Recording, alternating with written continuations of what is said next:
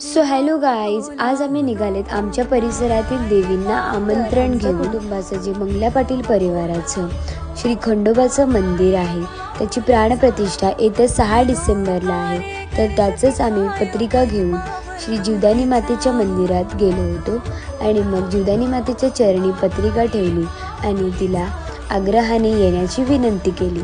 आणि मग आम्ही तिथून निघालो आणि नारंगी गावातील एकविरा मातेच्या मंदिरात गेलो आणि तिथे सुद्धा पत्रिका ठेवून त्यांना आग्रहाने येण्याचं आमंत्रण केलं. आणि मग मारंबलपाड्यात असलेलं सोनूबाई भवानीचं मंदिर आहे तिथल्या सर्व देवींना पत्रिका ठेवून त्यांना सुद्धा आमच्या कार्यक्रमास उपस्थिती दाखवण्याची विनंती केली.